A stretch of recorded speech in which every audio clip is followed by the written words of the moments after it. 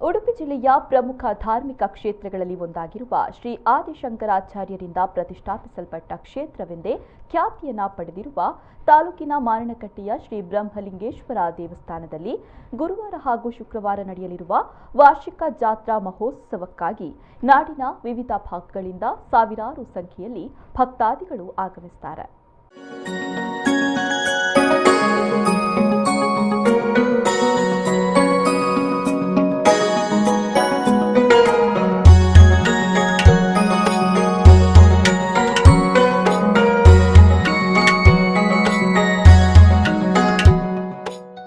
ಮಕರ ಸಂಕ್ರಾಂತಿಯಂದು ಬ್ರಹ್ಮಲಿಂಗೇಶ್ವರನನ್ನ ನಂಬಿರುವ ಕುಟುಂಬದ ಕನಿಷ್ಠ ಒಬ್ಬರು ಸದಸ್ಯರಾದರೂ ಜಾತ್ರೆಯ ದಿನದಂದು ಬಂದು ಶ್ರೀದೇವರಿಗೆ ಪೂಜೆ ಸಲ್ಲಿಸುವುದು ಈ ಭಾಗದ ವಾಡಿಕೆಯಾಗಿದೆ.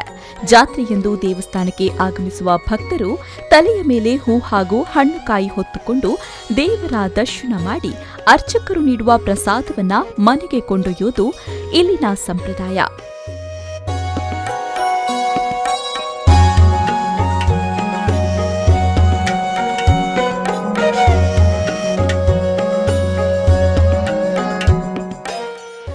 ಹೆಮ್ಮಾಡಿ ಹಾಗೂ ಆಸುಪಾಸಿನಲ್ಲಿ ಬೆಳೆಯುವ ಹಳದಿ ಬಣ್ಣದ ಚಿಕ್ಕ ಗಾತ್ರದ ಸೇವಂತಿಗೆ ಹೂಗಳನ್ನು ಬ್ರಹ್ಮಲಿಂಗೇಶ್ವರನಿಗೆ ಮೊದಲು ಅರ್ಪಿಸಬೇಕು ಎನ್ನುವ ವಾಡಿಕೆ ಇರುವುದರಿಂದ ಸೇವಂತಿಗೆ ಬೆಳೆದ ಬೆಳೆಗಾರರು ಶ್ರೀದೇವರಿಗೆ ಸೇವಂತಿಗೆ ಮಾಲೆಯನ್ನ ಅರ್ಪಿಸಿ ದೇವರ ಕೃಪೆಗೆ ಪಾತ್ರರಾಗ್ತಾರೆ. ಸಾಕಷ್ಟು ವಿಜೃಂಭಣೆಯಿಂದ ನಡೀತಾ ಇದ್ದ ಮಾರಣಕಟ್ಟೆಯ ಮಕರ ಸಂಕ್ರಾಂತಿ ಈ ಬಾರಿ ಕೋವಿಡ್ ಹಿನ್ನೆಲೆ ಸರಳವಾಗಿ ನಡೀತಾ ಇದೆ. ಧಾರ್ಮಿಕ ಕಾರ್ಯಕ್ರಮಗಳಲ್ಲೂ ಕೂಡ ಸಾಕಷ್ಟು ಬದಲಾವಣೆ ಮಾಡಲಾಗಿದ್ದು, ಜನದಟ್ಟಣೆಯನ್ನ ತಡೆಯಲು ಮಧ್ಯಾಹ್ನ 12 ಗಂಟೆಗೆ ನಡೀತಾ ಇದ್ದ ಮಹಾಪೂಜೆ ಬೆಳಗ್ಗೆ 8 ಗಂಟೆಗೆ ನೆರವೇರಿಸಲಾಗಿದೆ.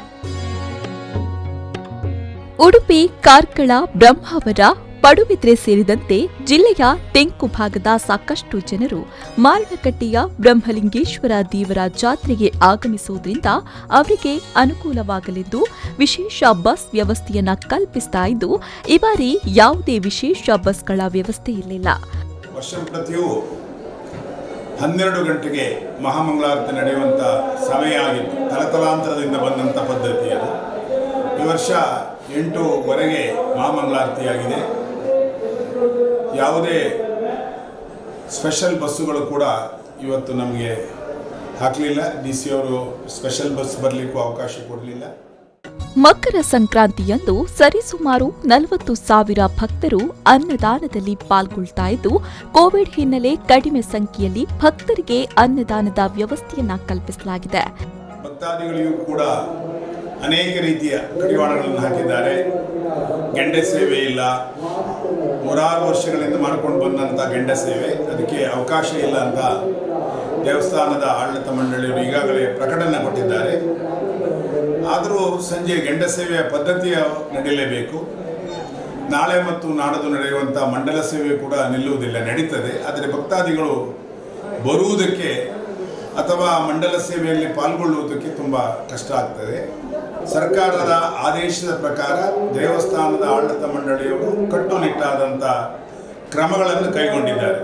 ಯಾವುದು ಜಿಲ್ಲಾಧಿಕಾರಿಯ ಆದೇಶದ ಮೇರೆಗೆ ಅದೇ ರೀತಿಯ ಪೊಲೀಸ್ ಅಧಿಕಾರಿಯವರು, ಗ್ರಾಮ ಪಂಚಾಯತಿನವರು ಕೂಡ ಕಟ್ಟುನಿಟ್ಟಾದಂಥ ವ್ಯವಸ್ಥೆಯನ್ನು ಮಾಡಿದ್ದಾರೆ. ಕ್ಷೇತ್ರದಲ್ಲಿ ಜಾತಿ ಭೇದವಿಲ್ಲದೆ ಮಹಿಳೆಯರು, ಪುರುಷರು, ಮಕ್ಕಳೆನ್ನದೆ ಸಾವಿರಾರು ಮಂದಿ ಕೆಂಡದ ರಾಶಿಯನ್ನ ತುಳಿಯುವ ಮೂಲಕ ತಮ್ಮ ಹರಕೆಯನ್ನ ತೀರಿಸುವ ಪರಿಪಾಠವಿದ್ದು, ಈ ಬಾರಿ ಸಾರ್ವಜನಿಕರಿಗೆ ಕೆಂಡ ಸೇವೆಯಲ್ಲಿ ಭಾಗವಹಿಸಲು ಅವಕಾಶವನ್ನ ಕಲ್ಪಿಸಿಕೊಂಡಿಲ್ಲ. ಉಳಿದಂತೆ ದೇವರ ದರ್ಶನ, ವಿವಿಧ ಸೇವೆಗಳು, ಮಂಡಲಗಳು ಸಂಪ್ರದಾಯದಂತೆ ನಡೆಸಲಾಗ್ತಾ ಇದೆ.